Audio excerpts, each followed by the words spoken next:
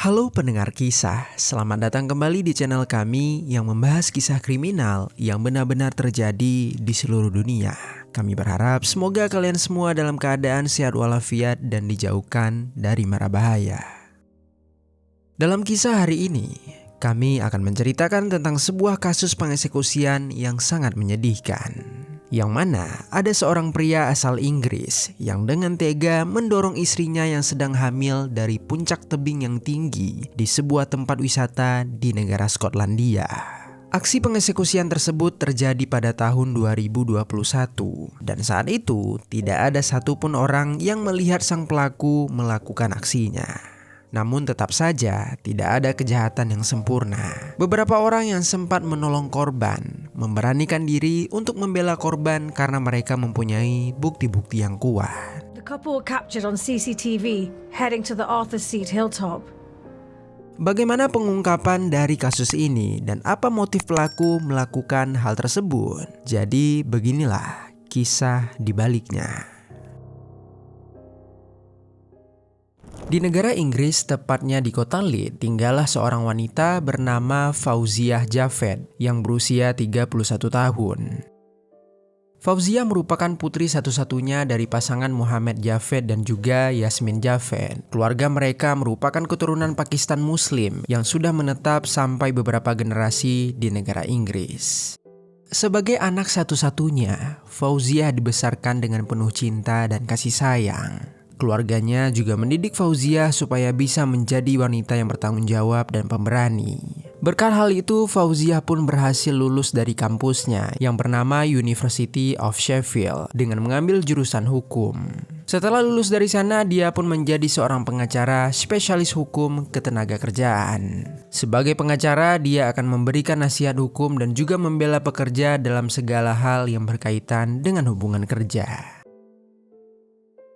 Meski berasal dari keluarga berkecukupan, Fauziah tidak pernah sombong kepada orang-orang di sekitarnya. Dia malah sangat gemar berbagi bantuan kepada siapapun yang sedang membutuhkan. Salah satu bentuk bantuan yang sering dia lakukan adalah dia aktif dalam beberapa kegiatan amal, termasuk membantu tunawisma dan juga komunitas Asia Selatan melalui berbagai organisasi seperti Intosh Foundation, Mosaic, Penny Appeal, dan juga Citizen Advice Bureau. Karena kebaikannya itu, keluarga besar Fauziah sangatlah menyayangi dan juga mengagumi Fauziah. Singkat cerita, di bulan Agustus tahun 2019, Fauziah dan ibunya mengunjungi sebuah toko kacamata mewah yang bernama Vision Express. Saat sedang asik melihat kacamata, tiba-tiba ada seorang pekerja toko yang menghampiri Fauziah untuk melayaninya. Pekerja tersebut bernama Kasif Anwar, seorang lelaki berusia 29 tahun. Sejak Fauziah masuk ke dalam toko itu, ternyata Kasif ini langsung terpikat dengan kecantikan Fauziah. Dengan bergegas, dia pun langsung menghampirinya. Setelah beberapa lama berbicara tentang kacamata, Kasif memberanikan diri untuk berkenalan dengan Fauziah. Dia bahkan juga langsung meminta kontak Fauziah ketika dirinya mengetahui kalau Fauziah adalah seorang pengacara pekerja. Setelah pertemuan itu, terjadilah komunikasi yang sangat intens dari keduanya. Bahkan mereka sempat beberapa kali bertemu secara langsung kembali. Di beberapa pertemuan itu, Kasif menjelaskan lebih detail tentang dirinya. Kasif ternyata juga merupakan keturunan Pakistan Muslim yang sudah lama menetap di kota Leeds, Inggris. Di toko tempat dia bekerja, dia termasuk pekerja yang memiliki posisi penting. Akhirnya, setelah beberapa lama dekat, keduanya pun mulai sama-sama jatuh hati. Fauziah melihat Kasif sebagai seorang pria pekerja keras, mapan, dan juga bertanggung jawab. Begitupun sebaliknya, Kasif yang sedari awal telah jatuh cinta pada pandangan pertama, melihat Fauziah sebagai sosok wanita yang pintar dan berparas cantik. Sehingga saat keduanya sama-sama mengungkapkan isi hati, mereka pun resmi menjalin sebuah hubungan asmara. Hubungan tersebut kemudian semakin hari semakin berkembang ke tahap yang lebih tinggi, dan akhirnya mereka memutuskan untuk segera menikah. Singkat cerita, pada tanggal 25 Desember tahun 2020, keduanya secara resmi melangsungkan pernikahan. Mereka mengadakan pesta pernikahan yang cukup megah di sebuah restoran yang bernama Akas yang terletak di Cleckheaton, West Yorkshire County. Acara tersebut dipenuhi senyuman dan tawa. Orang-orang di sana turut berbahagia untuk Kashif dan juga Fauzia. Lalu tak lama setelah menikah, keduanya langsung membuat sebuah rencana untuk melakukan bulan madu ke negara tetangga, yaitu negara Skotlandia, tepatnya di kota Edinburgh. Namun setelah memesan seluruh tiket travel dan juga penginapan, tiba-tiba saja kota Edinburgh melakukan lockdown yang disebabkan oleh pandemi COVID-19, sehingga membuat perjalanan bulan madu pun menjadi tertunda untuk sementara. Sesudah menjadi seorang istri, Fauzia memutuskan pindah ke kediaman suaminya untuk tinggal bersama keluarga besar suaminya. Fauzia melihat hal ini sebagai babak baru di dalam hidupnya. Dia berniat untuk menjadi istri yang baik dan juga berbakti kepada suaminya. Lalu di samping itu, di awal-awal menjadi seorang kepala rumah tangga, Kashif masih menunjukkan sikap seperti biasanya kepada sang istri. Namun seiring waktu berjalan, sikap itu perlahan-lahan mulai berubah. Kashif tak lagi semanis saat mereka sedang berpacaran. Namun dia justru menjadi sosok posesif yang selalu mengatur berbagai aspek kehidupan Fauzia. Dia sering melarang Fauzia memakai pakaian tertentu dan menuntutnya berpakaian dengan cara yang dia setujui. Selain itu, Kashif juga mencoba membuat jarak antara Fauzia dengan keluarganya atau juga teman-temannya. Entah apa maksud dari suaminya tersebut, tetapi yang jelas Fauzia tidak bisa menerimanya. Dia memilih untuk tetap berhubungan baik dengan keluarga dan juga teman-temannya. Oleh sebab itu, karena Fauzia ini kerap kali membangkang perkataan suaminya, Kashif pun kehilangan kesabarannya. Dia tidak lagi memberikan serangan verbal semata, tetapi dia juga mulai memberikan serangan fisik kepada Fauzia. Pernah suatu ketika, saat keduanya sedang bertikai, Kashif memukuli Fauzia saat mereka sedang berada di suatu pemakaman. Tak hanya itu, di lain waktu dia juga pernah membekap Fauzia dengan menggunakan bantal. Akhirnya, semua kejadian itu membuat Fauzia tersadar kalau Kashif bukanlah seorang pria yang dia kenal saat berpacaran dulu. Dia berpikir mungkin sejak dulu Kashif telah menutupi sifat aslinya selama mereka berhubungan. Sehingga hal tersebut pun membuat niat untuk bercerai mulai tumbuh di hati Fauzia. Lalu kemudian, niat menceraikan Kashif pun mulai bertambah. Ketika sekitar bulan Mei tahun 2021, saat itu Fauzia menyadari kalau dirinya telah mengandung seorang buah hati. Dia tak ingin kelak anaknya mendapatkan perlakuan yang sama dengan dirinya. Oleh sebab itu, dia pun mulai mencari cara untuk bisa berpisah dari Kashif. Fauzia sangat mengetahui kalau perceraian bukanlah jalan yang mudah baginya, karena dia kerap kali mendengar bagaimana Kashif dan keluarganya berbicara tentang perceraian. Kashif dan keluarga besarnya menganggap kalau perceraian itu adalah sebuah aib, sehingga hal itu bukanlah suatu pilihan. Kashif bahkan pernah berkata kalau pernikahan mereka akan berlangsung selama-lamanya, apapun yang terjadi nantinya. Fauzia pun mulai mencari jalan. Sebagai pengacara, dia tahu pasti apa yang dia butuhkan untuk bisa bercerai dengan suaminya. Dia pun mulai mengumpulkan bukti, merekam percakapan mereka, khususnya setiap kali Kashif merendahkan atau mengejek dirinya. Tak hanya itu, saat Kashif melakukan kekerasan kepadanya, Fauzia langsung membuat laporan kepada pihak kepolisian. Namun lagi-lagi pihak polisi tidak banyak terlibat. Setelah memeriksa keadaan, hal tersebut selalu berakhir dengan berdamai secara kekeluargaan.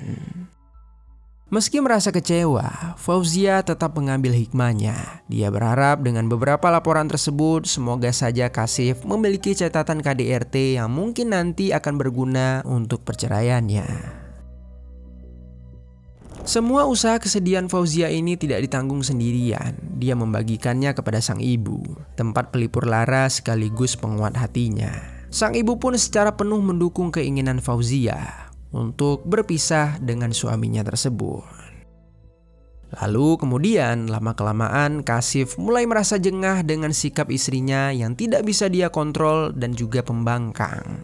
Dia bahkan juga telah mengetahui kalau Fauzia akan berniat menceraikan dirinya. Sebenarnya Kashif ini juga ingin terbebas dari Fauzia. Dia tidak lagi memiliki perasaan apapun kepada istrinya tersebut. Namun menceraikan Fauzia bukanlah suatu pilihan untuknya, karena hal tersebut sangat bertentangan dengan prinsip hidup yang keluarganya anut. Dia akan merasa rendah dan malu pada sanak keluarganya jika hal tersebut terjadi. Oleh sebab itu, tanpa diketahui oleh siapapun, Kashif mencari cara untuk bisa terlepas dari istrinya tanpa harus melewati suatu proses perceraian. Kemudian singkat cerita, sekitar bulan Agustus tahun 2021, Fauzia tiba-tiba saja jatuh sakit karena diakibatkan oleh kehamilannya.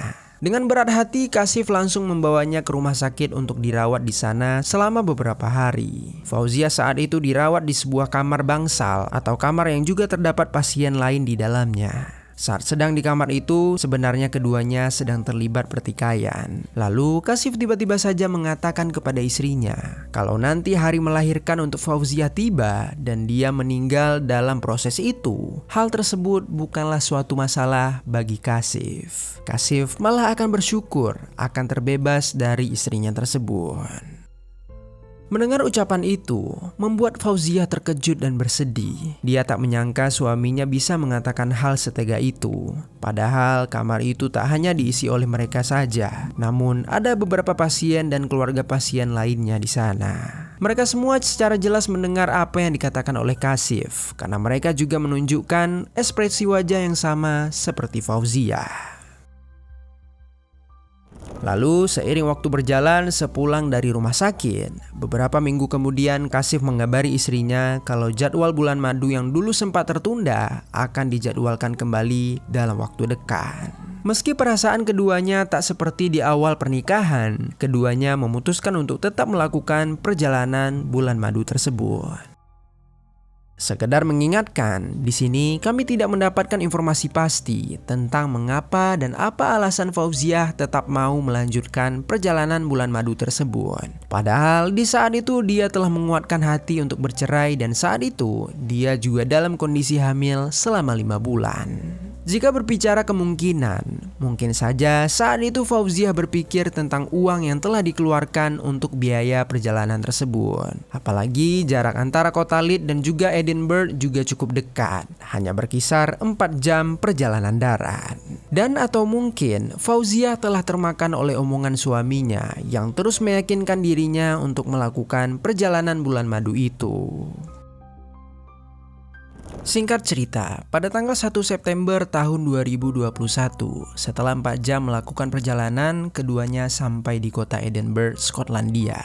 Begitu sampai, mereka langsung check-in di sebuah hotel yang ada di pusat kota Edinburgh. Setelah selesai membereskan barang-barang, mereka keluar sejenak untuk berjalan-jalan ke alun-alun kota terkenal yang bernama St Andrew Square.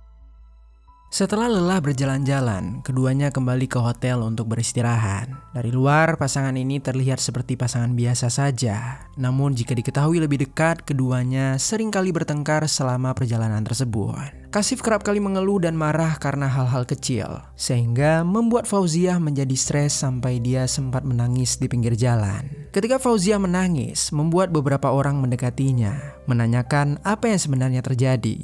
Saat itu, Fauzia mengatakan kalau dia sedang merasa lelah. Melihat banyak orang mengerubungi Fauzia, membuat Kashif langsung meraih tangannya dan memaksa istrinya untuk kembali ke hotel.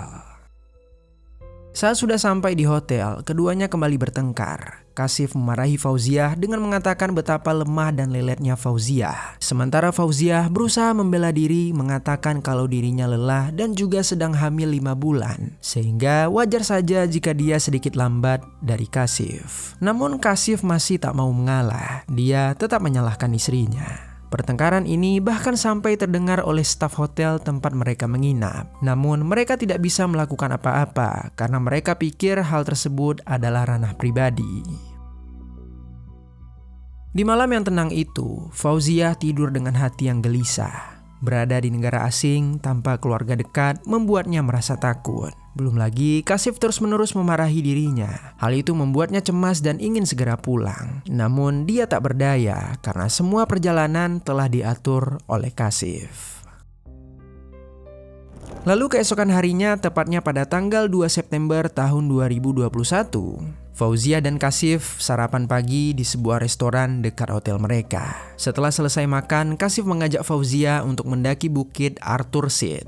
Sejak awal menyusun rencana bulan madu, keduanya memang berniat untuk ke sana karena Arthur Seat ini merupakan ikon kota Edinburgh.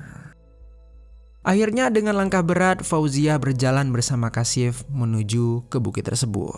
Jarak kota Edinburgh ke Arthur Seat tidaklah jauh, hanya sekitar 1-2 km saja, sehingga hal tersebut dapat ditempuh dengan berjalan kaki. Perjalanan mereka melewati taman, jalan kecil yang mulai menanjak hingga trotoar yang mengarah langsung ke jalur pendakian. Sesekali suara kendaraan kota meredup diganti desir angin dan kicauan burung. Selama perjalanan mereka tidak sendirian, mereka sempat berpapasan dengan orang yang ingin turun dari bukit ataupun naik. Selama perjalanan itu juga, keduanya terus bertikai. Hal yang sama kembali dipermasalahkan. Fauzia yang lemah dan tak bisa mengimbangi langkah dari Kashif, membuat Kashif menjadi marah dan terus menggerutu. Namun saat sudah sampai di atas bukit, Kashif terdiam terpana memandang ke arah sekitar bukit.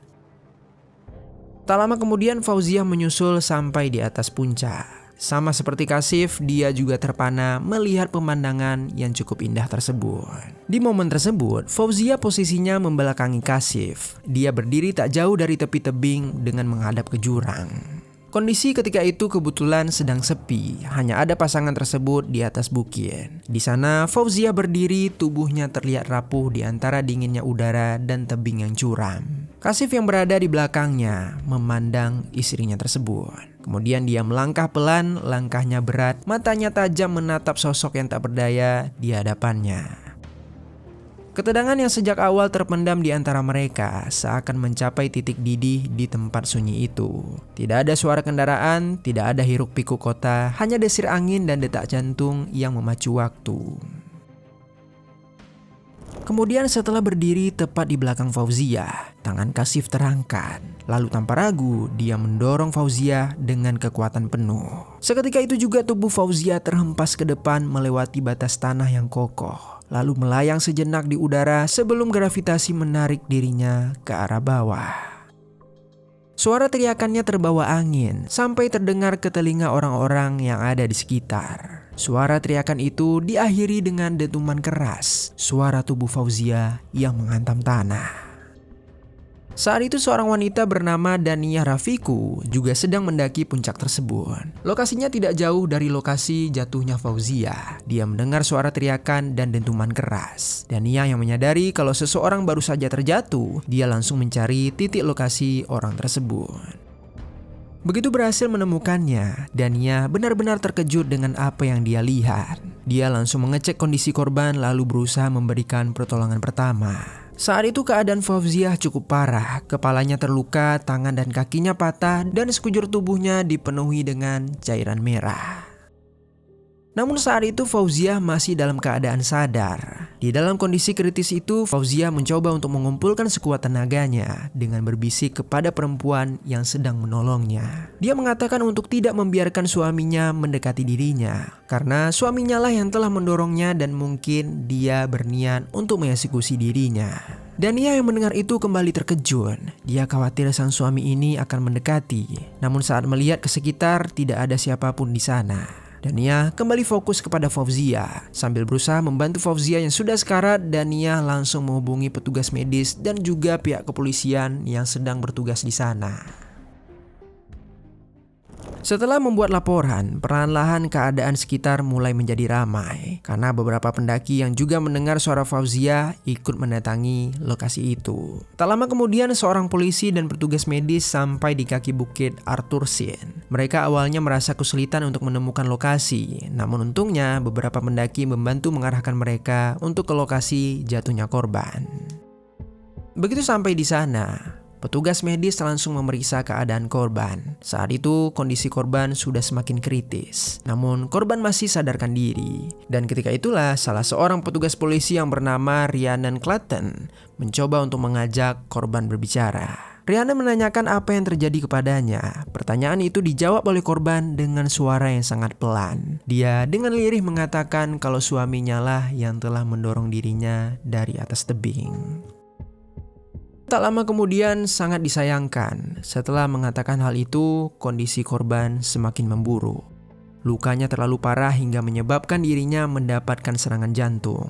Petugas medis mencoba untuk memberikan bantuan CPR kepada korban, berusaha untuk menyelamatkannya. Namun sayangnya, usaha mereka ini tidak berhasil. Korban tidak dapat diselamatkan dan saat itu juga petugas medis menyatakan kalau korban telah meninggal dunia. Mengetahui hal itu, seketika suasana di sana sempat menjadi hening. Namun kemudian seorang pria muncul dari tengah kerumunan. Pria itu menyatakan kalau dirinya adalah suami dari korban. Dia menangis meronta menanyakan kabar sang istri. Di tengah isak tangis itu, dia juga menjelaskan kalau istrinya terjatuh saat sedang mencoba mengambil foto selfie. Lelaki itu juga menjelaskan kalau dia sempat berusaha menolong sang istri, namun dirinya gagal. Setelah sang istri jatuh, dia berusaha mencari istrinya, tapi tak juga menemukan lokasi tepat di mana dia jatuh. Kemudian ketika dia melihat kerumunan, barulah dia menyadari kalau istrinya ada di sana. Salah seorang petugas polisi langsung menenangkan lelaki itu. Kemudian dia menanyakan identitas korban dan juga identitas si lelaki. Dan dari situlah mereka mengetahui korban bernama Fauzia dan lelaki itu bernama Kasif. Begitu polisi mendapatkan identitas korban dan suaminya, mereka langsung membawa keduanya ke rumah sakit terdekat. Polisi saat itu juga khawatir mungkin saja Kasif telah mengalami cedera juga. Oleh sebab itu, mereka juga membawanya untuk melakukan pemeriksaan. Sementara itu, beberapa polisi yang lainnya juga sudah sampai di sana. Mereka tetap di tempat kejadian untuk mengumpulkan keterangan dari para saksi. Dan saat itulah, salah seorang pihak kepolisian yang duluan sampai di sana, dia pun menyampaikan tentang kata-kata terakhir dari korban.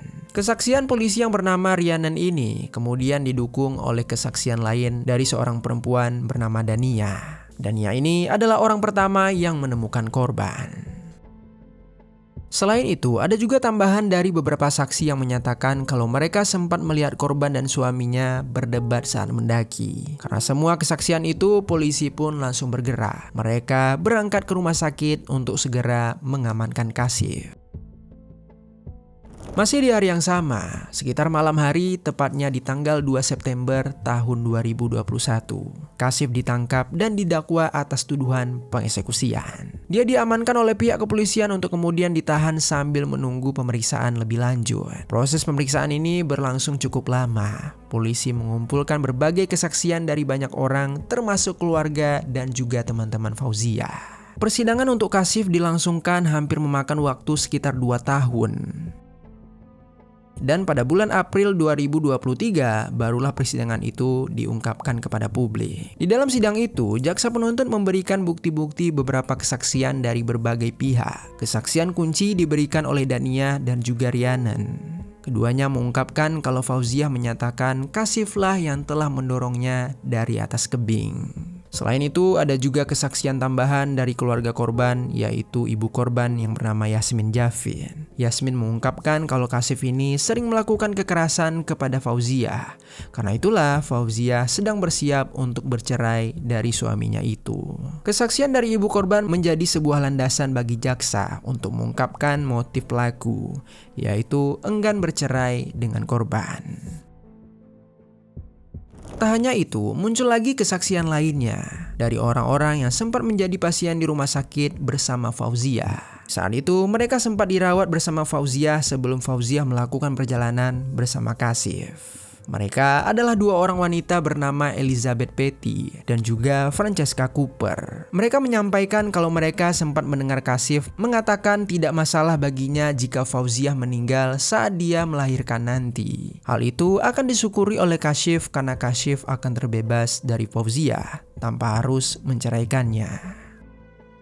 Meskipun ada banyak kesaksian yang memberatkannya, selama persidangan Kasif tetap bersikeras kalau kejadian itu adalah murni kecelakaan. Dia menolak tuduhan pengeksekusian dan tetap dengan pernyataannya. Setelah melalui proses persidangan yang panjang, akhirnya sampailah pada sidang vonis hukuman, tepatnya pada tanggal 6 April tahun 2023. Kashif dinyatakan bersalah atas pengeksekusian yang disengaja. Hakim menekankan kalau Kashif menunggu di tempat sepi di puncak tebing, lalu mendorong Fauziah hingga membuatnya terjatuh dan tewas. Tindakan itu sepenuhnya disengaja, tetapi tidak disebutkan dilakukan dengan perencanaan yang matang, melainkan sebagai keputusan yang terjadi dalam situasi saat itu. Oleh sebab itu, Kashif pun mendapatkan vonis hukuman penjara seumur hidup dengan masa minimum penjara 20 tahun sebelum dapat diberikan pembebasan bersyarat. Vonis hukuman untuk Kashif telah dijatuhkan, namun itu semua tidak sebanding dengan kehilangan yang dialami oleh keluarga Fauziah. Mereka tidak hanya kehilangan seorang putri, namun mereka juga kehilangan seorang calon cucu yang telah mereka nanti-nantikan selama ini. Bagi mereka, Fauziah bukan sekedar seorang perempuan muda yang penuh dengan harapan. Dia adalah anak, teman, sahabat, kerabat yang menjadi cahaya dalam kehidupan banyak orang. Kini cahaya itu telah padam, direnggut dengan cara yang sangat-sangat kejam. Keluarganya kini hidup dengan hati yang hancur, menanggung duka yang tak mengenal akhir. Mereka tahu bahwa luka itu tidak akan pernah sembuh, karena apa yang dirampas dari mereka bukan sesuatu yang bisa dikembalikan. Setiap harinya selama sisa hidup mereka akan selalu mengingat kalau Fauziah seharusnya masih ada saat ini. Dia seharusnya masih tersenyum, berjuang, dan tertawa bersama mereka. Kesedihan karena kehilangan itu melekat pada mereka sebagai beban seumur hidup. Hal itu menjadi bayang-bayang yang mengikuti di setiap langkahnya. Sebuah kenyataan pahit yang tak dapat diubah. Kehilangan ini bukan sekedar momen tragis, melainkan luka emosional yang akan mereka pikul untuk selama-lamanya. Untuk itu mari sama-sama kita doakan. Semoga keluarga Fauziah diberikan kekuatan dan ketabahan. Serta juga semoga Fauziah dapat beristirahat dalam damai di alam sana. Dan yang terakhir untuk kita semua para pendengar kisah. Semoga dalam kisah kali ini ada pelajaran baik yang dapat kita ambil.